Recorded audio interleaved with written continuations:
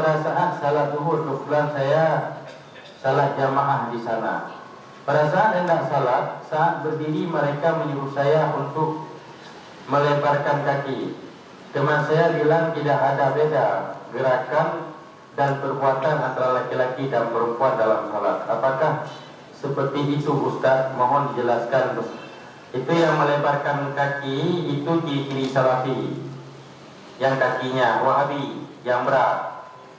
Dia dilenggarkan kaki, tapi jangan sampai berada luas antara kaki kiri dan kaki kanan.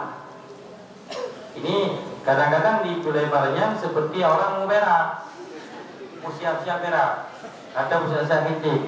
Memang sunat melebarkan kaki bagi laki-laki dan merapatkan kaki bagi perempuan. Tapi pengertian lebar di sini ada ukurannya. Ada ukuran yang sudah tertentu. Jika itu.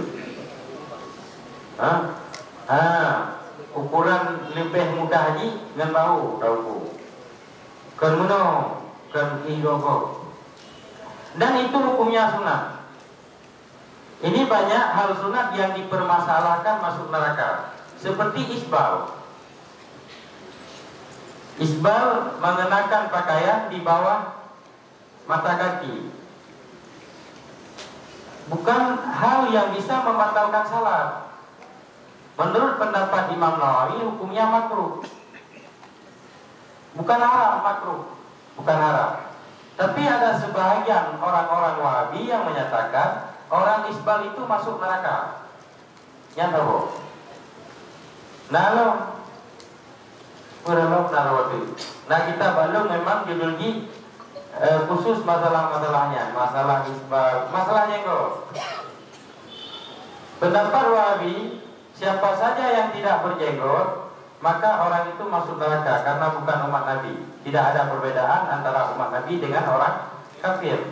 Tidak ada satu keterangan pun yang mengatakan wajib berjenggot. Tapi jenggot itu hukumnya sunat. Jangan menganggap remeh sunat kalau penggunaan. Kita jangan menganggap remeh. Kalau seandainya orang tidak berjenggot, itu pun jangan kita tuduh dia itu orang kafir.